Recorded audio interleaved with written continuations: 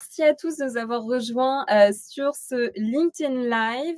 Nous serons avec vous durant les 30 prochaines minutes et j'espère que nous pourrons aussi ouvrir votre appétit avec un sujet qui est critique aujourd'hui, donc l'IA dans la vie des collaborateurs.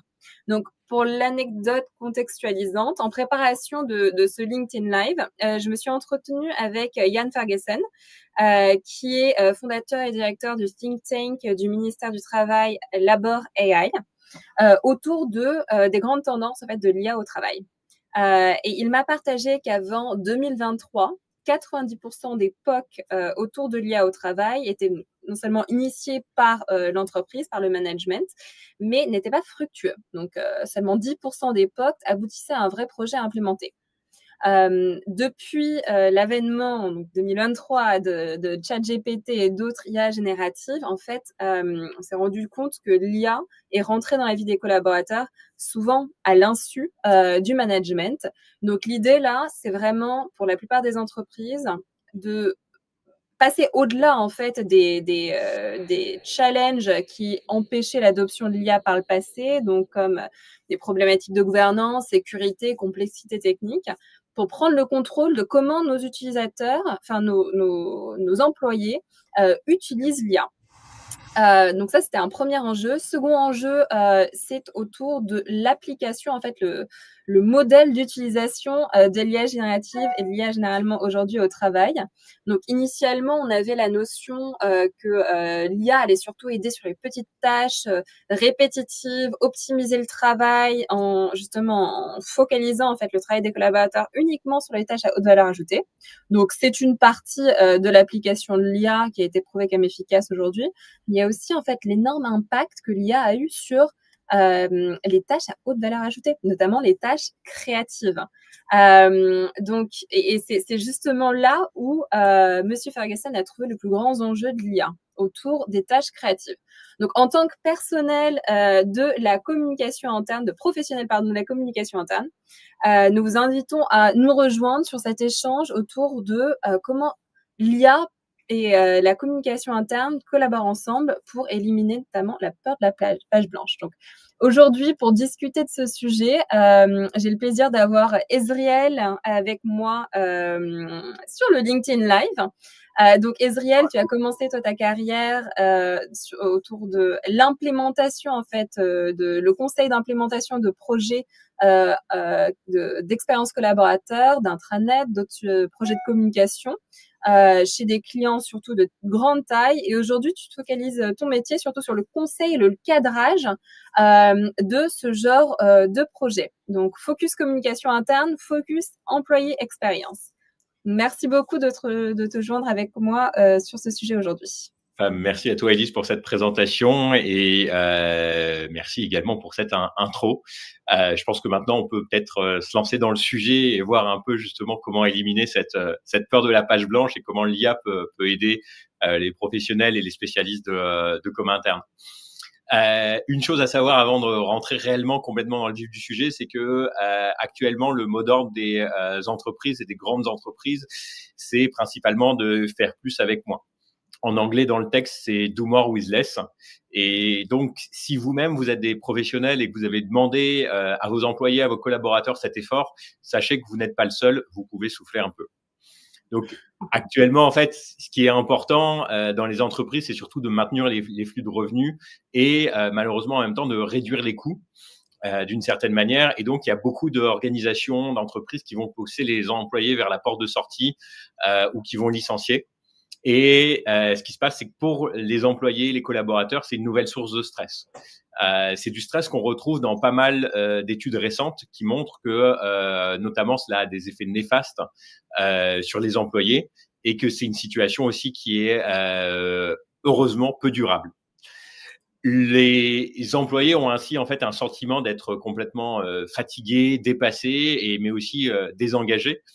Une dernière étude a montré que 53% des cadres en fait au travail font un état d'un épuisement professionnel et qui résulte en fait d'une combinaison de notamment 3 facteurs que sont une charge de travail élevée, des ressources limitées et surtout de nouvelles manières de travailler qui entraînent une pression énorme. la pandémie elle-même n'a pas beaucoup aidé. Comme vous le savez, le Covid nous a poussé chez nous et nous a obligés à travailler avec beaucoup plus de matériel technologique, informatique, d'outils, et en même temps une multiplication des canaux de communication, que ce soit du Teams, du Yammer, du Google Meet, du WhatsApp, du Slack, et j'en oublie. Et donc, ce qui se passe, c'est qu'il y en a partout. Et donc, les managers comme les employés sont totalement submergés de ping et d'informations tout au long de la journée. Et en fait, cette sursollicitation entraîne une surcharge informationnelle qu'on appelle infobésité, que vous pouvez retrouver sous ce terme-là, pardon. Et en fait, du point de vue de l'employé, c'est quelque chose d'absolument insupportable, parce que donc il a été inondé de technologies et d'informations, comme je l'ai dit. Sa vie professionnelle, en fait, s'est complexifiée au fur et à mesure, et il se retrouve sous un flot constant de communication qui est envahissant, et où en fait toutes les informations se perdent. Et donc, avec tant de communications qui sont quotidiennes, il y a deux choses qui se passent, c'est que nous ne voulons pas, et nous n'avons pas non plus le temps de trouver l'information qui nous concerne, et également de produire en conséquence en tant que professionnel de la communication.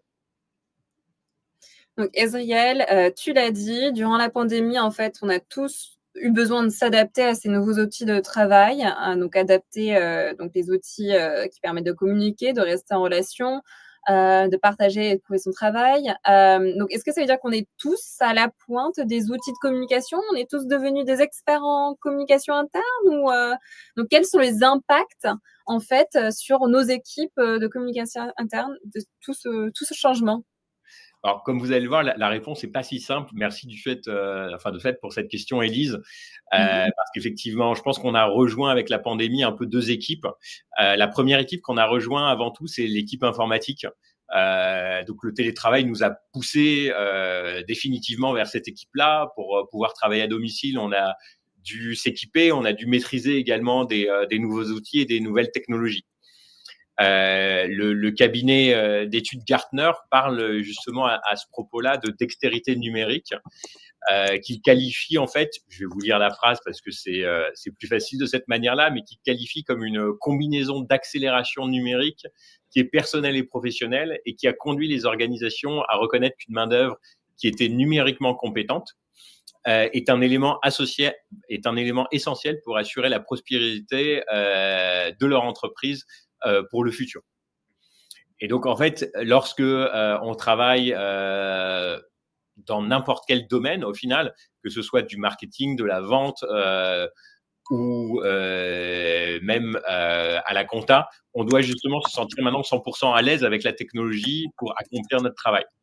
Et donc, c'est en ce sens-là qu'on est tous des membres de l'équipe informatique, où on est tous en lien avec cette équipe, et c'est quelque chose d'essentiel pour l'entreprise.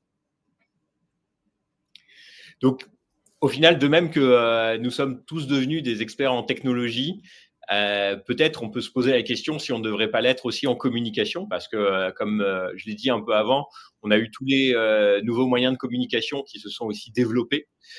Mais comme vous le savez, c'est une question un peu rhétorique, parce qu'en fait, on le devient malgré nous, et on communique tous les jours avec tout le monde, avec les différents canaux de communication qu'on a. Par contre, la seule chose à laquelle il faut faire attention, c'est qu'on ne peut pas dire qu'on sera expert, parce que dire qu'on sera expert en communication, ce serait un peu faire injure à vous, qui êtes les vrais spécialistes de la communication, qui ont l'expérience et qui ont été formés pour faire ça.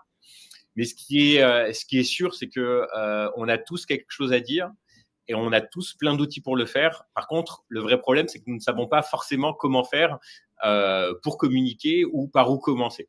Et au final, c'est là où l'IA génératif peut nous aider et accompagner justement les non-spécialistes à communiquer. Alors, concrètement, est-ce que tu peux nous montrer comment ça se passe? Alors, je vais vous montrer effectivement comment ça se passe, mais avant, j'aimerais avancer un peu plus sur comment l'IA peut nous aider, et notamment ce qu'elle peut permettre de faire, comment elle peut nous accompagner. Il y a une phrase de Jodi Picoult que j'aime beaucoup, qui est une romancière américaine, notamment, qui a vendu plein de best-sellers, et qui a dit cette phrase qui est: vous pouvez toujours modifier une mauvaise page, mais vous ne pouvez pas modifier une page blanche.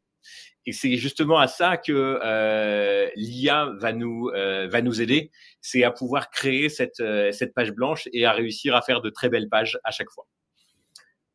Actuellement, il y a beaucoup de débats sur la pertinence des outils comme ChatGPT, Gemini, Midjourney, Léonard, Poe et plein d'autres. Et en fait, comme tous les autres outils qu'on utilise au jour le jour, ils ont leurs propres limites. Et donc, ce qui est important, c'est qu'il ne faut pas s'attendre à ce que l'IA fasse tout le travail à notre place. Par contre, ils vont nous donner une première ébauche qui sera notamment à raffiner par la suite et à affiner. Et donc, lorsqu'on parle d'IA générative, la clé consiste souvent à donner le bon prompt. Si on prend un exemple, et si je vous dis par exemple, vous devez écrire 300 mots sur le déménagement de nos bureaux de Nice à Paris en octobre 2024, ce que l'IA va proposer, c'est probablement, et j'ai fait le test, donc en fait, ce que l'IA va proposer, c'est quelque chose autour de à quel point Nice et Paris sont des belles villes et qu'il ne faut pas regretter Paris parce que c'est un centre économique et ainsi de suite. Et en fait, ça, c'est le problème avec l'IA. Ça veut dire que tant que le contexte n'est pas là et qu'elle n'a pas les nuances de ce qui se passe, elle ne va pas donner des informations qui vont être précises. Par contre, elle va commencer à donner des éléments qui vont être pertinents.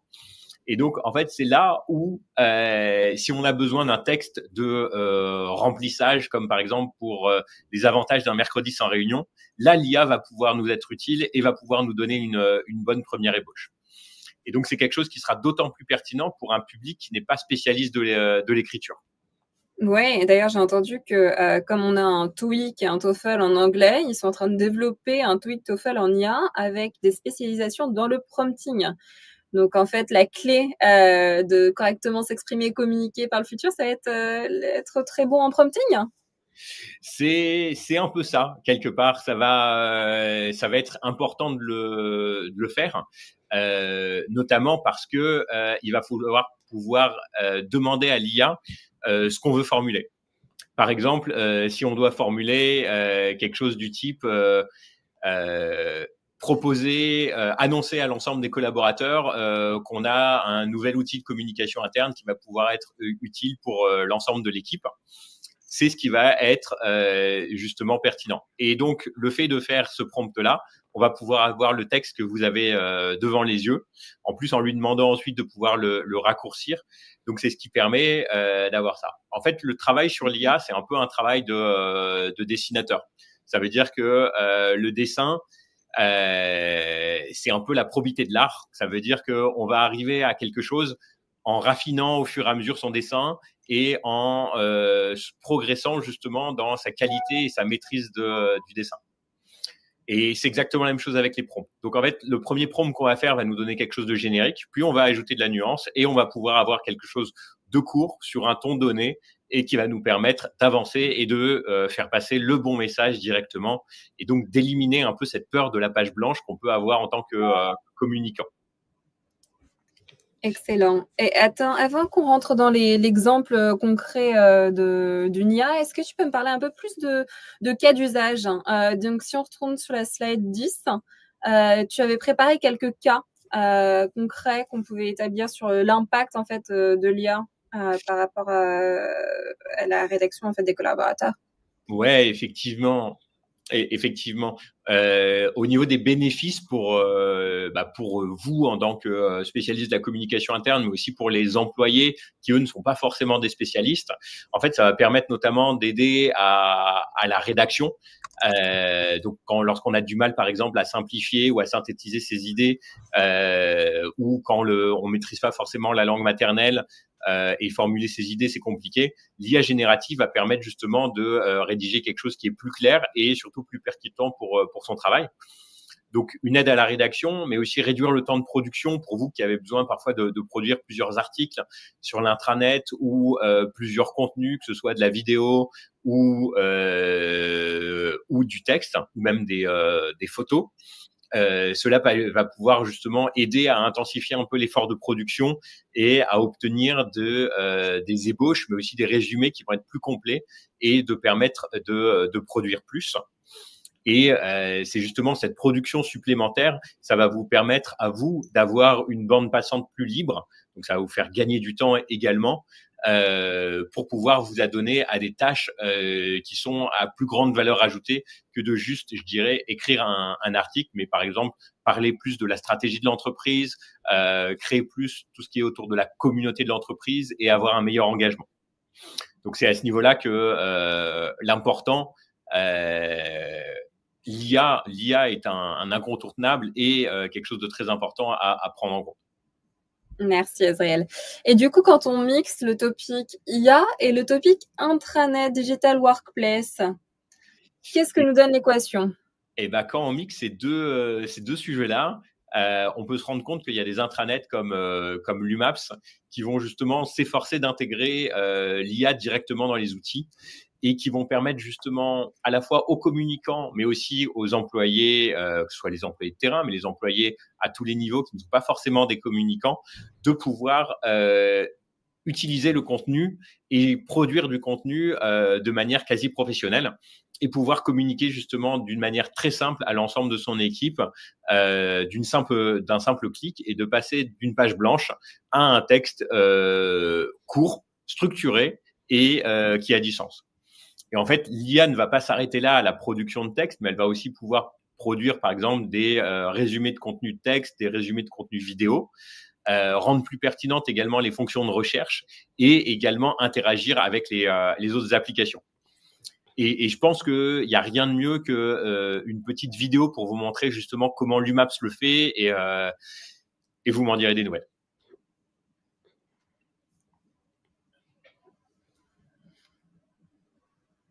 Donc, qu'est-ce qui se passe là? Est-ce que tu peux nous décrire ce qui s'est passé? Ouais, bien sûr. Bah, là, en fait, c'était très simple. L'idée, c'était pour un communicant de devoir écrire un article. Au lieu d'écrire tout son article, il a juste expliqué qu'il avait besoin d'écrire un article sur un sujet en particulier. Je me souviens plus du sujet pour le coup. Et l'IA l'a écrit directement avec le prompt. Et là, actuellement, il lui demande de générer en plus une image pour le prompt généré, pour l'article. Ce qui fait qu'en fait, au lieu d'aller devoir chercher une image sur Getty Images ou autre, trouver la bonne image qui convienne, ici, on peut même prompter l'image, on va prompter le texte, l'image, générer les deux, afin que les deux collent et donc avoir à la fois un impact qui soit plus grand, mais aussi un engagement qui va être plus fort ensuite à la lecture de l'article pour les employés. Excellent. Et ce qui est intéressant dans tout ça, c'est aussi que l'IA qui est intégré à votre plateforme intranet, du coup, apprend aussi du tone of voice, du branding, des critères visuels bah oui, de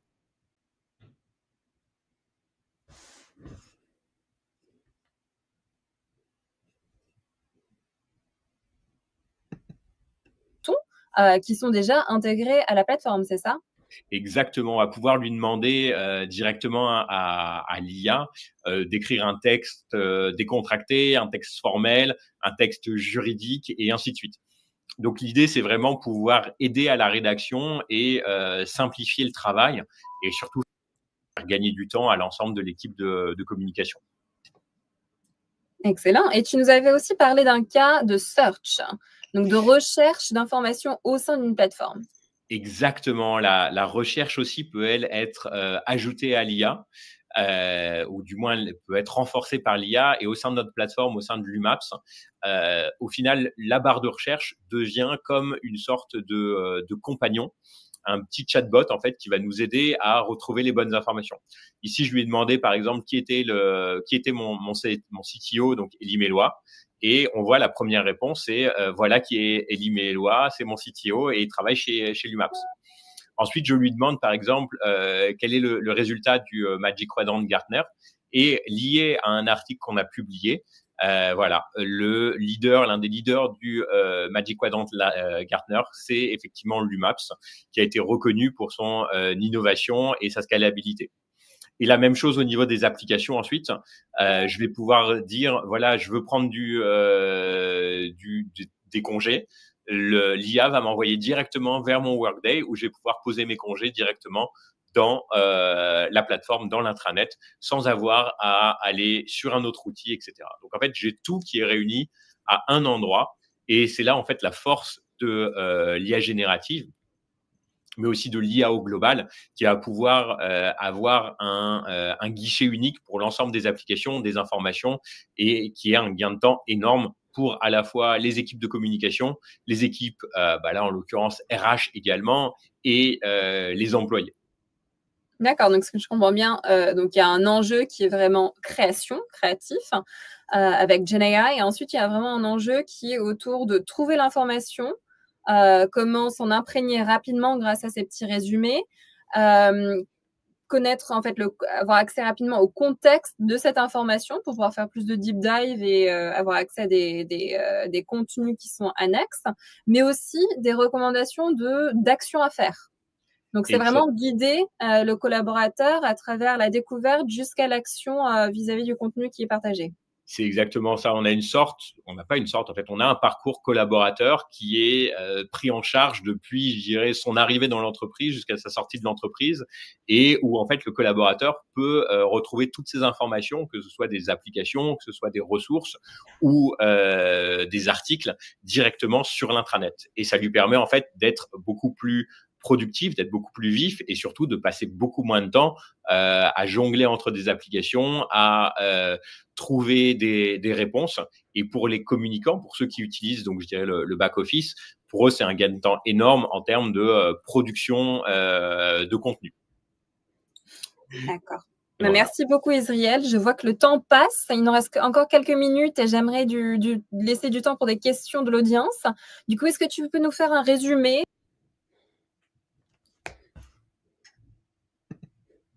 bref, sur les grandes idées communiquées aujourd'hui?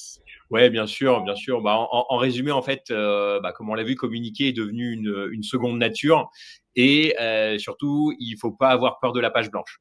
Donc, même si le monde du travail s'est complexifié et devenu pesant, où on a besoin de maîtriser de plus en plus l'outil informatique et les outils de communication, il existe en fait des outils pour nous aider justement à le faire et pour nous accompagner. Et en fait, ce qui est important, c'est justement d'aller trouver ces outils-là pour pouvoir nous aider à gagner du temps, à nous sentir plus sereins et à aussi être beaucoup plus productifs dans notre quotidien. Écoute, merci beaucoup, Ezriel. Alors, est-ce qu'on a des questions de l'audience? Alors, j'en vois pas pour l'instant. Mais écoute, c'est qu'on a été extrêmement clair et que tout le monde est prêt à manger. Bonne chose. Si jamais vous voulez en savoir plus et que vous avez des questions à me poser en direct, n'hésitez pas. Là, il y a mon email et je me ferai une joie d'y répondre.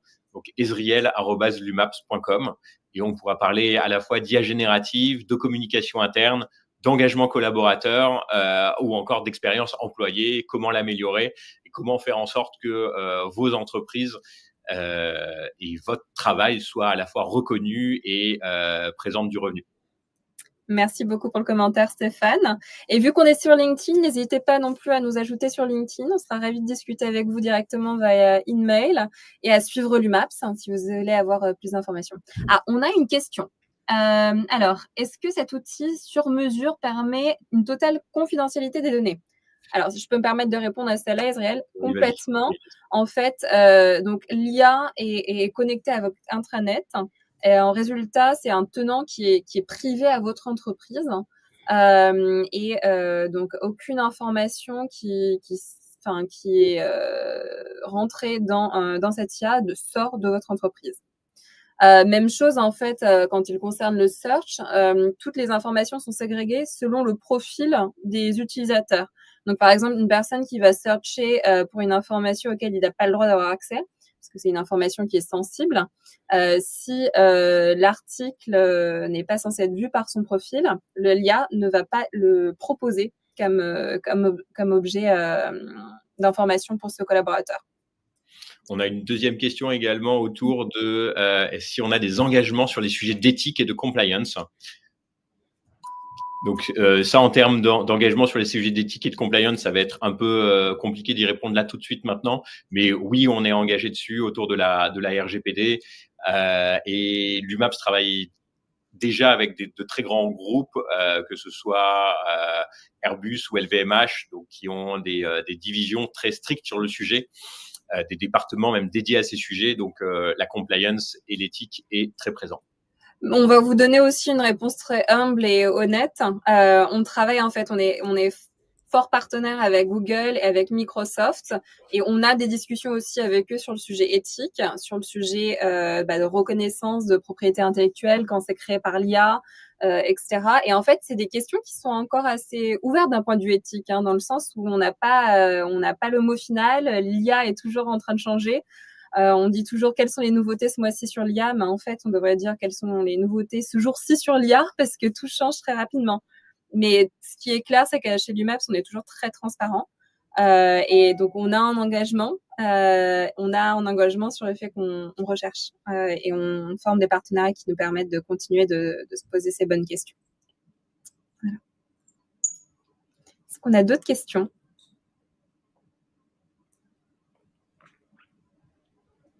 Bah, écoutez, merci beaucoup pour votre intérêt, et ravi de vous avoir eu avec nous sur ce LinkedIn Live. Rajoutez-nous sur LinkedIn et posez vos questions aussi en direct. On sera une joie d'y répondre. Très bonne journée à tous. Bonne journée, bon appétit, au revoir.